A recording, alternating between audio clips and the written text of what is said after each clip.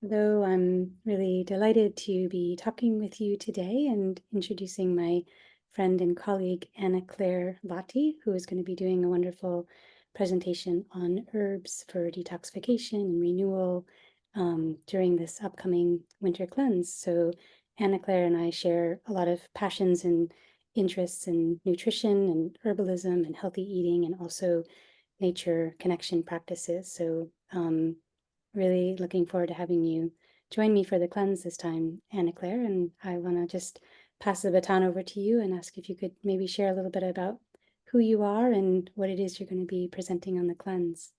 Yeah, thank you so much, Ellen. I'm really happy to be here and sharing this space with you, and really excited to be a part of the cleanse and to be doing this presentation. So, I live here in the Asheville, North Carolina area, and I'm a clinically trained herbalist. I've been practicing herbalism for over a decade now, and just like you said, really interested and passionate about ways to empower ourselves on our wellness journeys. And the presentation that I'm going to be sharing with the group this year is really relevant, I think, because we come to these practices, and a lot of times there's a lot of questions, and what can we have, what can't we have, what feels most supportive. And so I really feel like herbs can be so empowering. And a lot of what I'm going to be sharing is also about teas. And so when I speak of tea, I'm talking about not just herbal teas, but teas that come from the actual tea plant. So that's Camellia sinensis. And so a lot of people know that as like black teas, green teas, white teas, maybe oolongs or pu'ers. And it's a whole topic that I've gotten really passionate about over the last, I'd say, 3 or 4 years. And of course, I've come to the world of tea through the world of herbalism. And so I feel like they really go hand in hand and can be supportive for this type of cleanse because there's so many different constituents in tea, different properties of tea that can be beneficial, not just for supporting detoxification, but also for supporting overall health and well being. And when we start to shift our diets in ways where maybe we're having less caffeine or we're used to having coffee every morning, and we wonder how we can sort of, you know, lessen that in our lives, but also still have energy and still have focus. Um, Tea has played a really big role in my journey. And it's also a really beautiful way to connect. It's a meditative practice for me. It's a meditative or ritual practice in many different cultures around the world. So yeah, it's fun for me to talk about. It's fun for me to have as a practice in my life. And I'm really looking forward to sharing more about tea and also some of the different herbs that we can drink as teas or herbal infusions that can support us throughout this journey and then moving forward as well.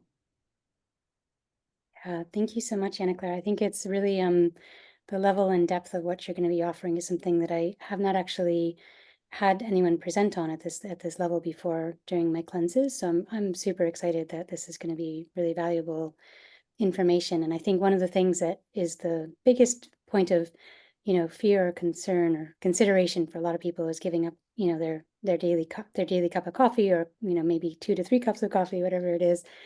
And so I do love to be able to share about what the alternatives are and how green tea is actually something that's, very, very tasty if you just know how to steep it right and get the right kind of green tea, for instance. So a lot of that I do share during the cleanse. And but I think having your, wealth and breadth and depth of knowledge is going to be really wonderful, both from the perspective of what is appropriate on the cleanse. We do have some caffeine, and that's fine.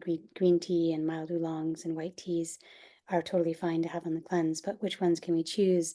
How can we steep them? And like you said, how can we make it that ritual or ceremony? I think for a lot of people, their morning cup of joe is part of it, just to taking the time to actually sit and be quiet and enjoy something. So if we can do that with tea instead, I think that's a really beautiful alternative. So yeah, I feel like you're going to bring so much value to this experience, and I'm just really grateful that you're going to be able to present this to us and we can all learn together from you.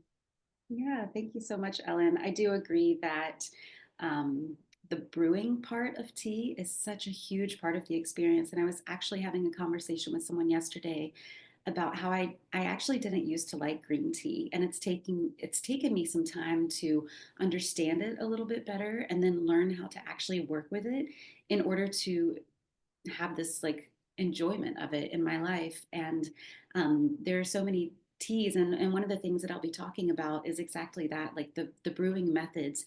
And they're simple, they're easy. You just have to know what they are. And so, I used to drink green tea in the morning and it would give me a stomach ache or it would feel astringent. And I didn't like the way it felt to my body. And so I just went back to my coffee.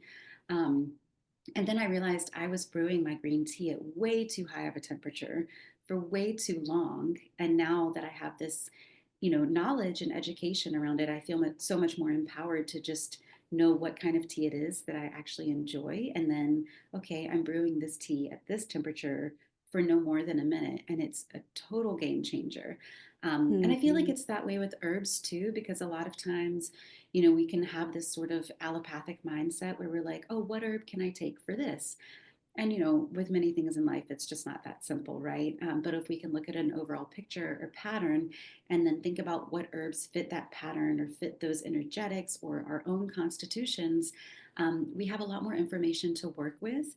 And then when we know how to work with that information, we can really apply it in a way that's meaningful and where we can actually see shifts begin to happen.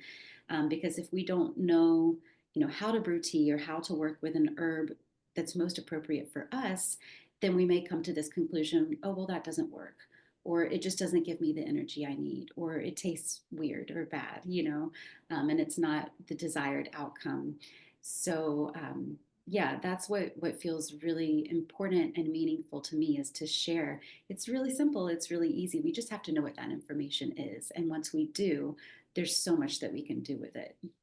Yeah. Yeah. No, thank you. I think those are all such incredibly valuable points. And for instance, something like green tea, which we know is so associated with a reduced cancer risk and is so good for the gut actually. And there's like some of the components in there are just phenomenal. So how wonderful if we can have it in our daily diet as a, preventative medicine as well as something that we're enjoying. And it's, I think, really necessary for many reasons to have those kinds of, um, healing properties of, medicines coming in every day, just as in a preventative way, given the various, exposures that we have to toxicity and all sorts of things. So I think this kind of information is really, it's very valuable and I would say, even life-changing. So yeah, I'm Mhm. really, really, really looking forward to this, Anna Claire. So thank you again for jumping in and being willing to be a part of this experience. And I really look forward to